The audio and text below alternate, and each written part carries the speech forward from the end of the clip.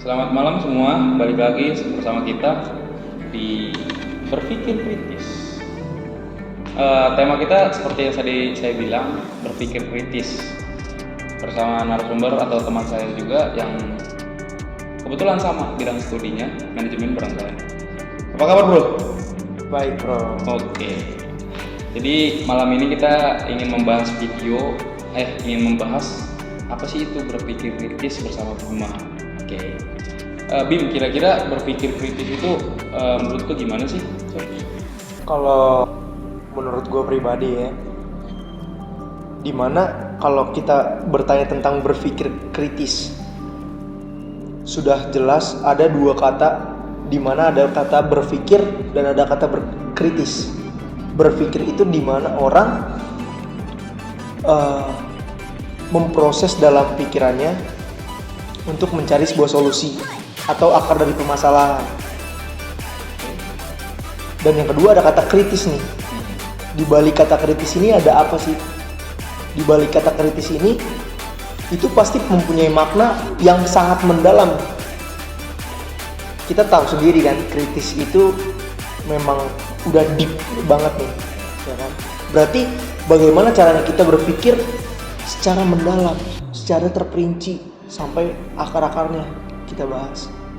Seperti itu kalau menurut saya pribadi. Toh.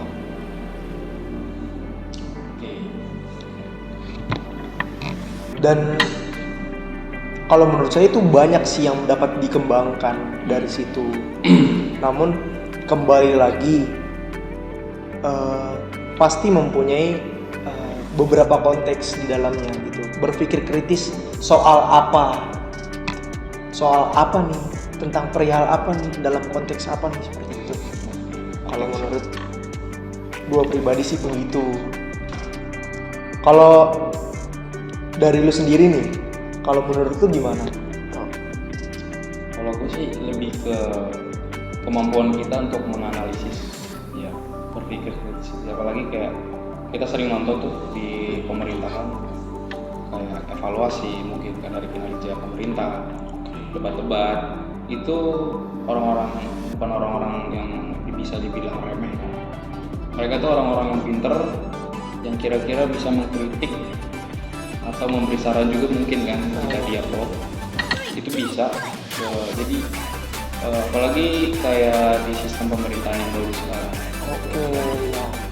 Itu sangat menurut saya sangat efektif, apalagi dari pemerintahan sebelumnya yang sudah selesai, itu kan akan ada evaluasi di pemerintahan baru sekarang.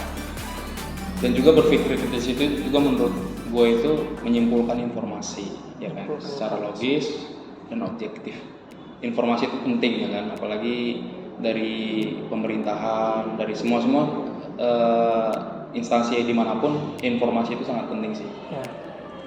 Juga melibatkan pemikiran yang reflektif sih menurut gue, dan skeptis, ya kan. Terus kira-kira contoh yang bisa lo bikin kira-kira gimana dari berpikir kritis ini?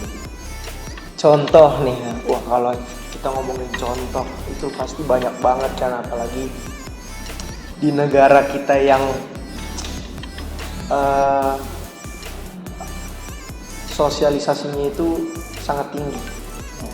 Dan punya banyak pendapat dan opini dari setiap orang. Apalagi kalau kita bahas tentang era digitalisasi nih, kayak anak-anak Gen Z sekarang lah, ya kan. Terkadang itu ya sih yang sangat bisa dibilang sangat disayangkan juga. Banyak sekarang kalau ditanyakan contoh ya, berpikir kritis dalam era sekarang tuh belum sangat minim sih, tapi sudah minim gitu. Karena adanya perkembangan sosial, adanya era digitalisasi yang berkembang sangat canggih, itu membuat banyak anak-anak muda anak-anak muda, mahasiswa, pelajar, dan bahkan staf-staf perusahaan itu mencari jalan yang singkat dengan AI. Oh iya. Iya, AI. Jadi minimnya, kenapa saya bilang minim? Minimnya itu terjadi karena di saat seseorang menggunakan AI, itu dia udah otomatis tidak menggunakan pemikirannya sendiri. Dan otomatis itu ya udah langsung dibuatkan oleh AI yang sedemikian rupa aja, tanpa dia tahu pasti ada hal yang bisa dikritisin lagi nih dalam solusi yang sedang dia cari gitu. Contohnya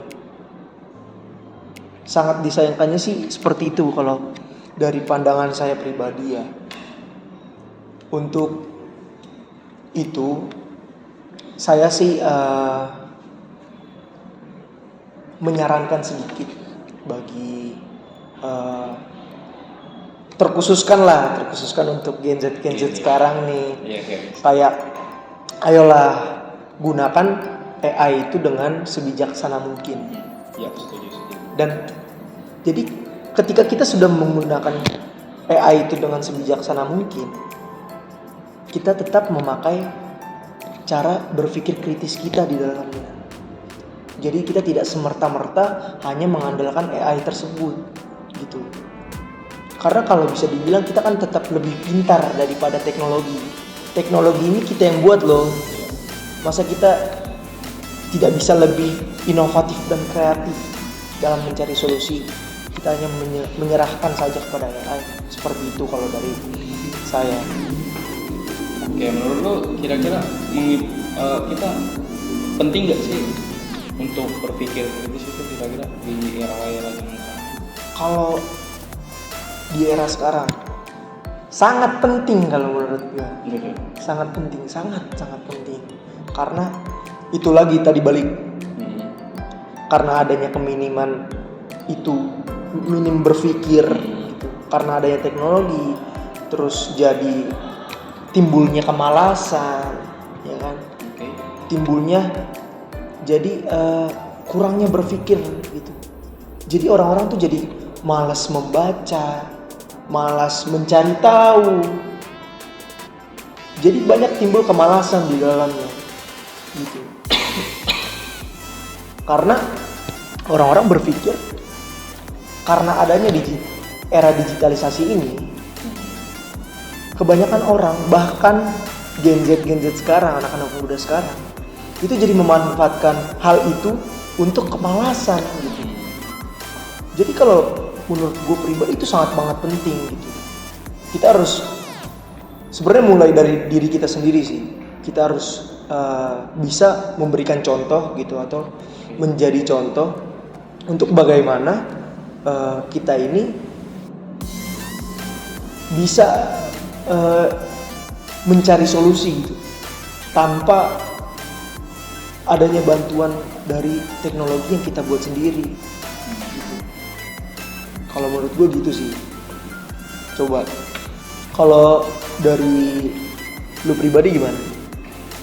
Sama sih, overall. Sama kan? Iya, karena tingkat dari riset juga udah menunjukin untuk anak muda zaman sekarang itu memang dari semenjak adanya ChatGPT, dan semua dipermudah di era dalam tanda kutip ChatGPT itu, dan di era digital yang sangat maju dalam sekarang ini ya. Riset itu udah nunjukin kalau tingkat kemalasan anak muda terlebih Gen Z zaman sekarang ini tuh kayak malas berpikir. Semua naik karena akibat dari teknologi ini. Minimnya dari berpikir kritis daripada setiap mereka itu karena itu sih. Jadi banyaknya kemalasan ya kan? Betul. Jadi apa-apa kayak instan, gampang ada ChatGPT, gampang ada AI ini, gampang ada AI ini. Jadi menggampangkan semuanya. Jadi kalau dari lu pribadi nih, kan berpikir kritis ini bukan cuma dalam lingkup kecil ya. Yeah. Berpikir kritis ini kan luas lah, ya kan? Bisa dibilang universal lah, ya kan? Jadi kalau menurut lu pribadi nih, cara untuk menganalisis banyak opsi ini, ya kan?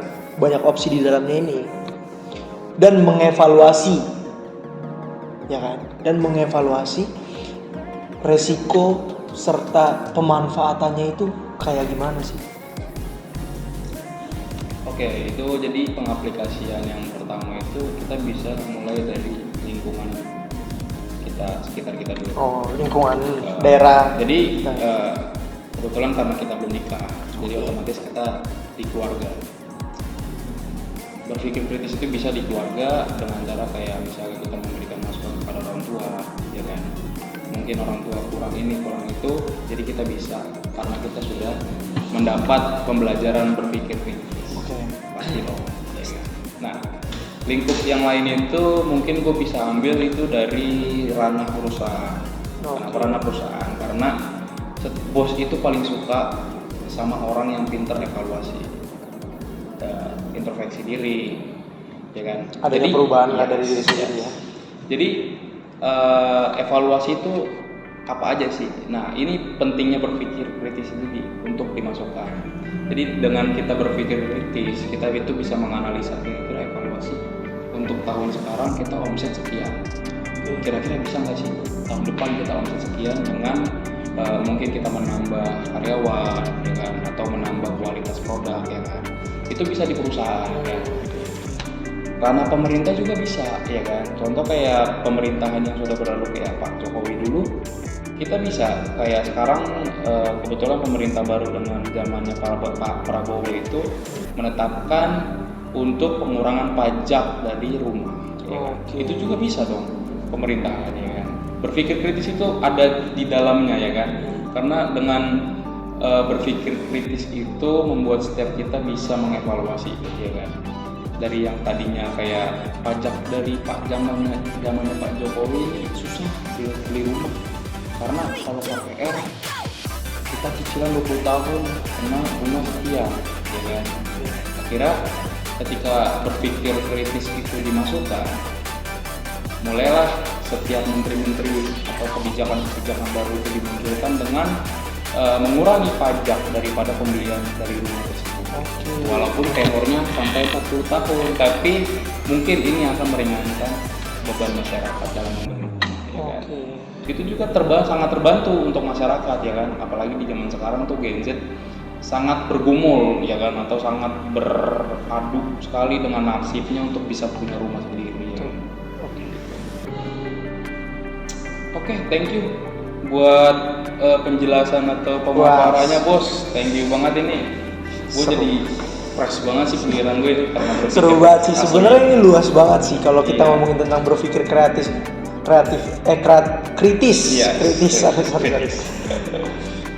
Iya.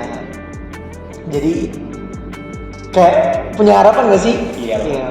Kalau dari gue sendiri harapan gue besar banget sih untuk berpikir kritis ini, untuk dikhususkan lagi untuk anak muda ini zaman sekarang ya, untuk merubah nasib penerus kita lah, ya kan?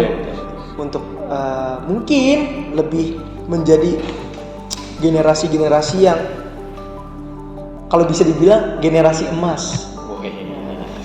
Generasi emas yang menjadi pergantian kita nanti ke depannya untuk membangun negeri ini, ya nggak sih? Ya, betul.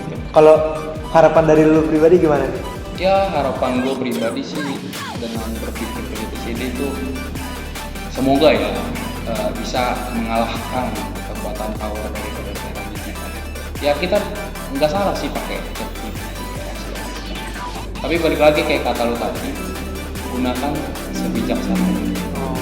Itu underline, ya. Itu garis bawahnya. Jadi sangat penting sebenarnya.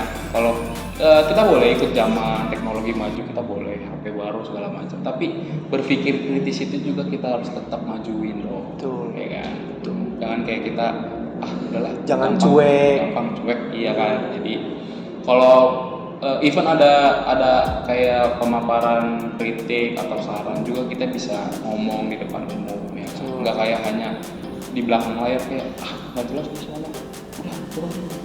Jangan kayak gitu. Jadi kita kalau misalnya kita contoh jadi kritik ya kan, kritik gitu, kita harus bisa kayak apa nih sebabnya kita mengkritik dia. Dengan berpikir kritis itu lu punya pikiran dong. Oke, gue kritik dia karena ini. Alasannya karena ini. Karena apa? Karena ini. Gitu. Jadi mempunyai akar masalah ya, di luas belakang. dong. Berpikir kritis itu luas seperti yang kata lu tadi. Oke. Oke, sekian video dari kita berdua. Semoga ini bisa menjadi suatu pencerahan buat kita semua. Akhir kata, saya Bartolomeus. Saya Bima Rama Berri. Saya ucapkan Terima kasih. Bye-bye. Bye.